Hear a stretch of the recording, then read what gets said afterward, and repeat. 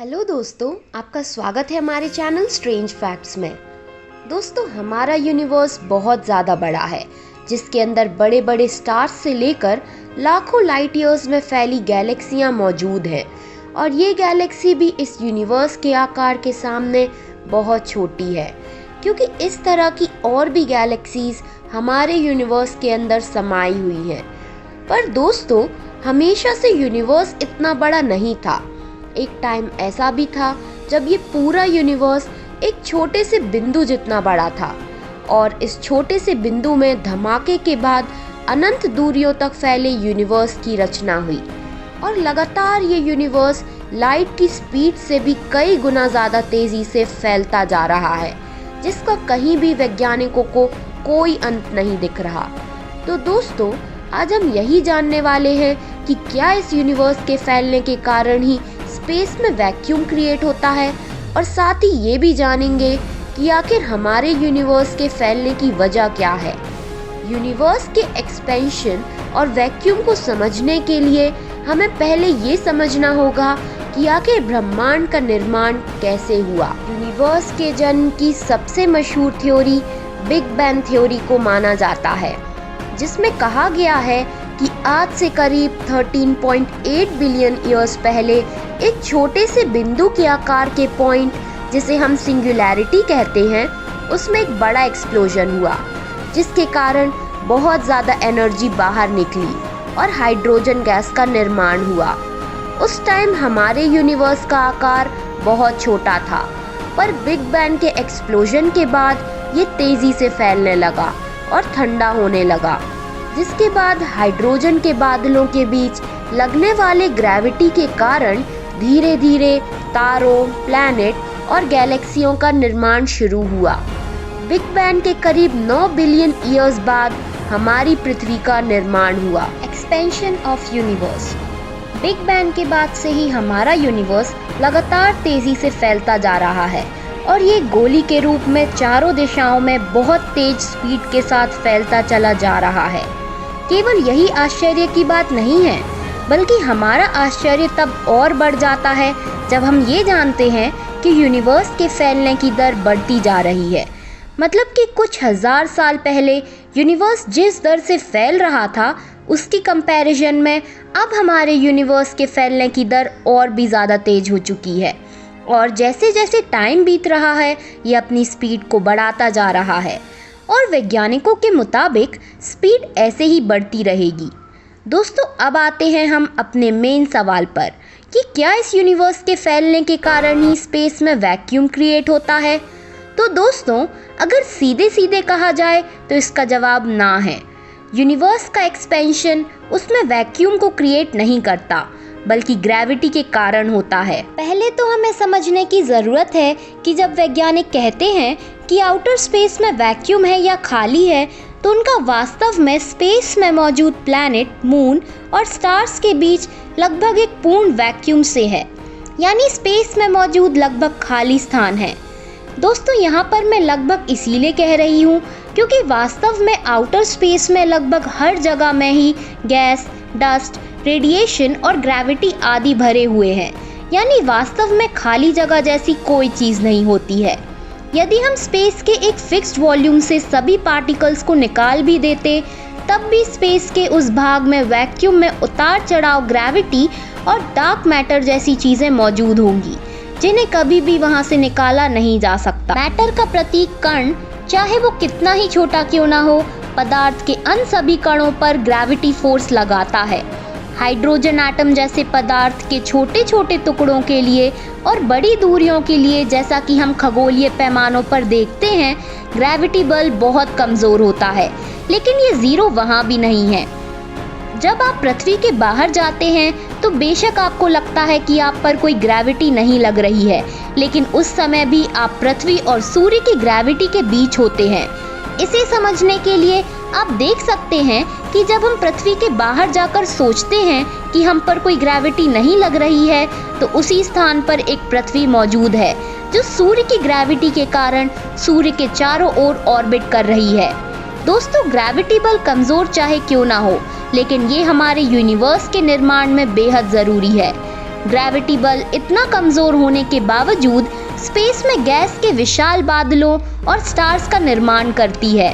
Big bang के तुरंत बाद यूनिवर्स हाइड्रोजन और हीलियम से भर गया था और वो वर्षों में ग्रेविटी ने इन गैस के एटम्स में से अधिकांश को तारों में बदल लिया। तारों की कोर में फ्यूजन रिएक्शन के कारण हाइड्रोजन और हीलियम से आयरन, यूरेनियम और गोल्ड जैसे हैवी मेटल्स का निर्माण हुआ और स्टार्स की मृत्यु के बाद सुपरनोवा धमाके के चलते ये सभी हैवी मेटल्स स्टार की कोर से निकलकर अलग अलग ग्रहों तक पहुँचे और वहाँ पर जाकर लाइफ फॉर्म होने में मदद की।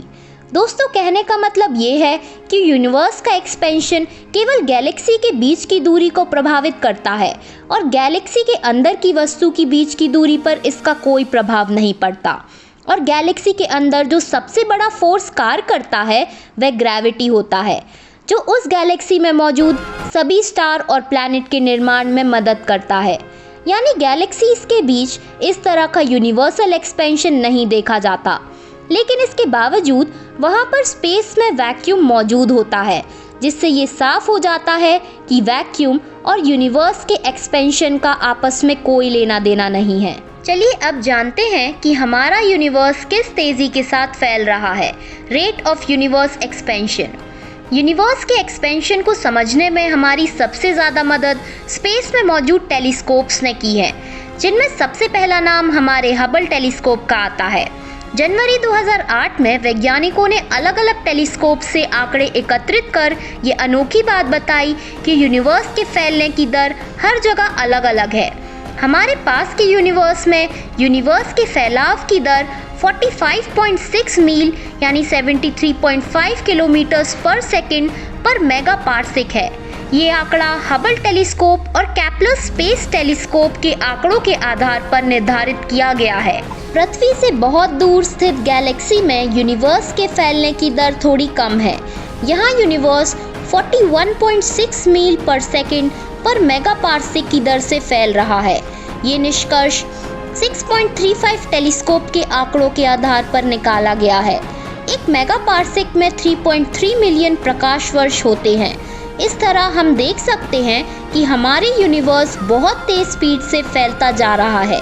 यूनिवर्स के फैलने की दर को नापने की इकाई को हबल कांस्टेंट कहते हैं। हबल कांस्टेंट का प्रस्ताव सबसे पहले वैज्ञानिक एडविन हबल ने रखा था। एडविन हबल ही वो वैज्ञानिक थे जिन्होंने सुदूर यूनिवर्स में पाई जाने वाली गैलेक्सियों का अध्ययन किया। सन 1929 में हबल ने देखा कि जो गैलेक्सी पृथ्वी से जितनी दूर है वह उतनी ही तेज स्पीड से पृथ्वी से दूर जाती हुई दिखाई देती है। हबल कांस्टेंट का कॉस्मोलॉजी में बड़ा महत्व है। इसी से हमें यूनिवर्स के फैलने के बारे में पता चलता है। यदि हबल कांस्टेंट भविष्य में लगातार बढ़ता जाता है तो इसका मतलब होगा यूनिवर्स में ऐसी कोई शक्ति है जो इसे चारों दिशाओं से लगातार फैलाती रहेगी। ऐसी स्थिति में पृथ्वी के आसपास दिखाई देने वाली सभी गैलेक्सियां हमसे बहुत दूर चली जाएंगी और केवल मिल्की वे तथा इसके आसपास की गैलेक्सियां ही पृथ्वी से दिखाई देंगी, जो यूनिवर्स के एक्सपेंशन से होता है। आप यूनिवर्स में कहीं भी खड़े हो, आपको सभी गैलेक्सियां अपने से दूर जाती हुई दिखाई देंगी। हाँ, वो बात अलग है कि आप इन्हें अपनी आंखों से नहीं देख सकते। आपको इसे देखने के लिए एडवांस टेलीस्कोप की ज़रूरत होगी। यूनिवर्स के एक्सपेंशन का पता लगाने के लिए वैज्ञानिक एक और थ्योरी का यूज़ करते हैं, जिसे डॉपलर इफेक्ट कहते हैं। इसकी मदद से वैज्ञानिक स्पेसिफिकली देख पाते हैं कि कौन सा स्टार या गैलेक्सी पृथ्वी से दूर जा रही है और कौन हमारी पृथ्वी की ओर आ रही है। इसमें रेड और ब्लू स्पेक्ट्रम का यूज़ किया जाता है। जब कोई लाइट सोर्स पृथ्वी से दूर जाता है तो उससे आने वाले लाइट की वेवलेंथ बढ़ती जाती है, जिसके कारण हमें स्पेक्ट्रम पर रेड शिफ्ट लाइट प्राप्त होती है और वैज्ञानिकों को पता चल जाता है कि वह लाइट सोर्स हमारी पृथ्वी से तेज़ी से दूर जा रहा है। पर जब कोई लाइट्स और स्टार हमारी पृथ्वी की ओर आ रहा होता है तो उससे आने वाली लाइट की वेवलेंथ कम होती जाती है, जिससे वैज्ञानिक ये समझ जाते हैं कि वह स्टार हमारी पृथ्वी की ओर आ रहा है। पर दोस्तों, आपको यहाँ पर बता दूँ कि अभी तक वैज्ञानिकों ने जितने भी दूर के स्टार्स को स्टडी किया है, लगभग सारे में हमें रेड शिफ्ट मिला है, यानी सभी हमारी पृथ्वी से तेजी से दूर हो रहे हैं, क्योंकि हमारा यूनिवर्स लाइट की स्पीड से एक्सपेंड हो रहा है। ब्रह्मांड के बारे में कुछ ऐसी बातें जो आपको जाननी चाहिए। नंबर 1, स्पेस पूरी तरह से शांत है, क्योंकि स्पेस में हवा नहीं है, यह एक वैक्यूम है। हालांकि स्पेस एक वैक्यूम है, इसका मतलब ये नहीं है कि स्पेस पूरी तरह से खाली है, बल्कि स्पेस के हर हिस्से में डार्क मैटर और डार्क एनर्जी मौजूद होते हैं। नंबर 2, सुपरनोवा एक्सप्लोजन इतने शक्तिशाली होते हैं कि वे पूरे हफ्ते तक हमारी गैलेक्सी में मौजूद सभी स्टार्स को एनर्जी प्रोवाइड करा सकते हैं। लेकिन ये जितने पावरफुल होते हैं उतने ही ज़्यादा रेयर भी होते हैं। आखिरी बार हमारी गैलेक्सी में होने वाला सुपरनोवा एक्सप्लोजन आज से करीब 400 साल पहले देखा गया था। नंबर 3, अगर आप ऐसा सोचते हैं कि पिछले कुछ दशकों में स्पेस के बारे में होने वाली घटनाओं के बारे में हमें पता चला है, तो आप गलत हैं। आपको बता दें कि गैलीलियो ने 400 साल पहले दूरबीन से स्पेस में देखा था। नंबर 4, अंतरिक्ष यान में सोना एक बहुत ही चुनौतीपूर्ण कार्य है।